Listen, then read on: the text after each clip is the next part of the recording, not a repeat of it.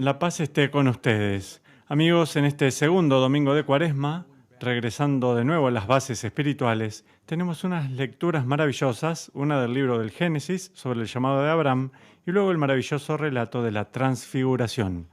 Tenía una homilía más o menos preparada sobre estos temas, pero mientras grabo estas palabras, han pasado solo un par de semanas de la muy trágica muerte de un muy querido amigo mío, el obispo Dave O'Connell.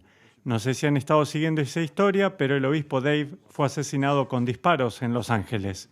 Recibí la noticia de que había fallecido, que fue lo suficientemente estremecedora, y luego la siguiente mañana la aclaración de que había muerto producto de disparos.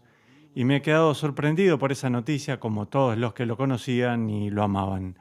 Pero he estado reflexionando mucho sobre él y sobre su vida, y tengo que decirles que mientras estaba preparando este sermón y repasando estos temas, se me vino a la cabeza una y otra vez. Él fue una de las personas más parecidas a Cristo que he conocido jamás. Y no lo digo a la ligera, he estado bastante tiempo dando vueltas, conocí a mucha gente, algunas personas muy buenas y santas. Puedo decir honestamente, el obispo Dave O'Connell fue una de las personas más parecidas a Cristo que he conocido. Lo conocí, debe haber sido el mismo día de mi ordenación como obispo. Llegué desde Chicago, así que no conocía nada de Los Ángeles, o muy poco. Dave y también el obispo Joe Brennan, que ahora es el obispo de Fresno, fuimos ordenados juntos obispos auxiliares. Eran buenos amigos, se conocían entre sí. Yo era este forastero, pero desde el primer día, los dos. Pero el obispo Dave fue extraordinariamente generoso conmigo y acogedor y cálido. Uno de mis recuerdos de aquel primer día, el día de la ordenación, estamos preparándonos para salir en procesión y estoy con mis vestiduras y sintiéndome un poquito perdido y nervioso. Y echo un vistazo y allí está Dave con un par de sus amigos y estaban en una especie de círculo rezando muy fervientemente y pude escuchar que invocaban al Espíritu Santo.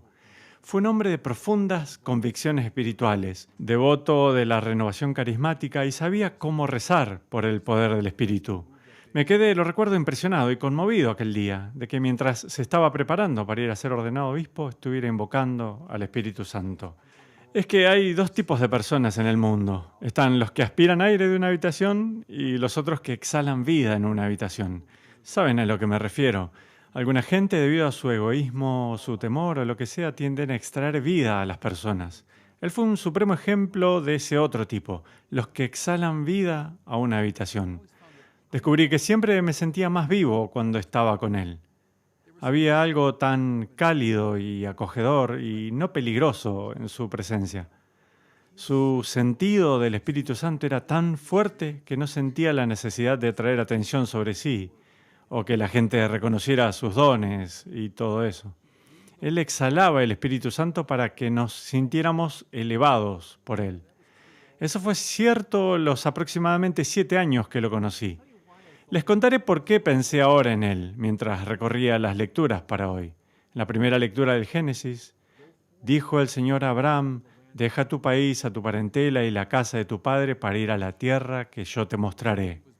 El obispo Dave nació en Cork, en el condado de Cork, en Irlanda, y sintió el llamado al sacerdocio tempranamente, pero más aún sintió el llamado al sacerdocio misionero.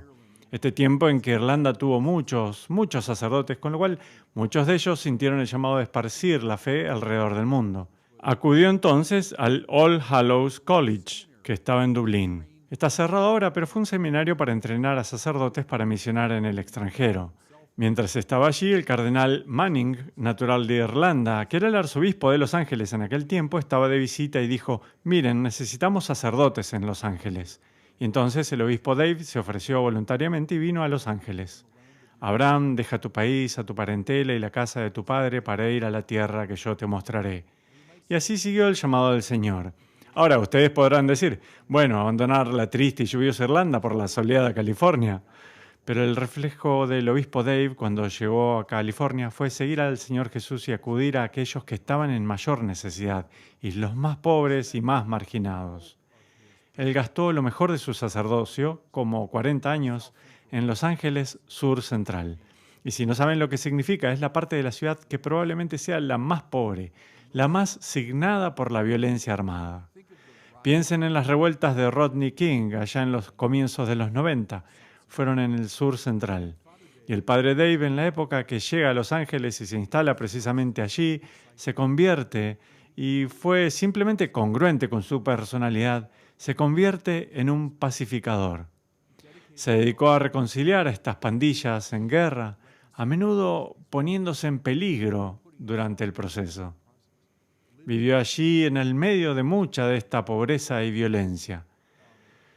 Una jugada típica de él: durante las revueltas, luego del episodio de Rodney King, hubo una cantidad de su propia gente que se sintió culpable de haber saqueado comercios, pero no querían ir a la policía ya que sus vidas se comprometerían para siempre. Así que el padre Dave, dialogando con la policía, hizo un trato en el que le dijo a la gente: traigan las cosas que han tomado aquí y yo arreglaré para que sean devueltas y sus vidas no serán destruidas en el proceso. Eso para mí era tan típico de él, una honda preocupación por la justicia, pero siempre temperada por el amor y la preocupación por la gente. Así que simplemente pensé en él. Dios llamó a Abraham de su hogar, lo envió a una tierra que el Señor le mostraría. Él tomó al obispo Dave de su hogar y lo envió todo el recorrido a través del mundo a una tierra que le mostraría. El Evangelio para hoy es el maravilloso relato, es el relato de Marcos, o bien de Mateo, de la transfiguración, en lo alto del monte sagrado. Algunos de mis recuerdos favoritos del obispo Dave O'Connell tienen que ver con una montaña, porque los obispos de nuestra provincia en California van de retiro cada año. Nos quedábamos en este maravilloso lugar llamado la Casa de Oración para Sacerdotes. Está como en el norte del centro de Los Ángeles, muy cerca de Griffith Park. Si conocen Los Ángeles, es este parque grande extenso que se extiende al norte de la ciudad. Así que el obispo Dave y yo no éramos jóvenes precisamente, pero éramos, los más jóvenes de los obispos en el retiro, y nos encantaba caminar. Siempre acordábamos que cada día después del almuerzo, a la 1 en punto, nos juntaríamos para hacer una caminata de ascenso en el parque Griffith. Y pueden comenzar en una parte como civilizada, pero muy rápido si vas por esos senderos. Estás fuera como en la tierra salvaje y ni siquiera te das cuenta que estás cerca de una gran ciudad. Pero luego das un rodeo a una esquina y se aparecen estas vistas preciosas. Puedes ver el Océano Pacífico, pueden ver la ciudad. Bueno, el obispo Dave y yo caminábamos todos los días mientras estábamos de retiro y por momentos charlábamos sobre política eclesiástica u otra cosa, pero con él, debido a su devoción y profunda espiritualidad, comenzábamos a hablar de Dios y acerca del Señor Jesús y acerca del Espíritu Santo y sobre la vida espiritual y sobre la transformación y lo que la iglesia debería estar haciendo en el mundo. Y eran simplemente maravillosas. Caminábamos por, no lo sé, un par de horas mirando a estas hermosas vistas desde lo alto de la montaña y hablando sobre el Señor. Y mientras leía este Evangelio de nuevo, que he leído 1000 veces, no pude dejar de pensar en él. Para mí fue alguien que habló tan poderosamente sobre las cosas del Espíritu. Les contaré una historia sobre su vida de oración. Él trabajaba con los pobres, por supuesto, como les decía, y se preocupaba mucho por el alimento y bebida y vestimenta y refugio y todas las necesidades básicas que la gente tenía. Pero también le importaba apasionadamente la educación. Sabía que los pobres necesitaban desarrollar sus mentes. Y entonces, el próximo paso, sintió más enérgicamente el desarrollo espiritual de los pobres, porque sintió que muchos de ellos no tenían un sentido de sí mismos, y quiénes eran, ni cuánto los amaba Dios. Y entonces, parte de su compromiso con la comunidad fue enseñarles cómo rezar. Y podían hacerlo de la forma más simple, sin invocar a San Juan de la Cruz o los saltos místicos, pero podía tomar un crucifijo y decirles: permítanme mostrarles cómo rezo yo. Y miraba el crucifijo y decía: Jesús, te amo. Y sé que eso puede sonar un poquito meloso o sentimental, pero siendo la clase de hombre que era, donde vivía, y la clase de trabajo rudo que hacía, no había nada meloso ni sentimental en él, sino que tomar ese crucifijo y decir: Jesús, te amo, y tener a esos niños viendo a este hombre rezar de ese modo y darse cuenta de que podían rezar del mismo modo, eso tenía un poder enorme, liberó un poder enorme. Les contaré por qué pienso en ello. Jesús sube a la montaña, se transfigura frente a ellos, aparecen Moisés y Elías, pero los tres apóstoles que están con él son Pedro, Santiago y Juan.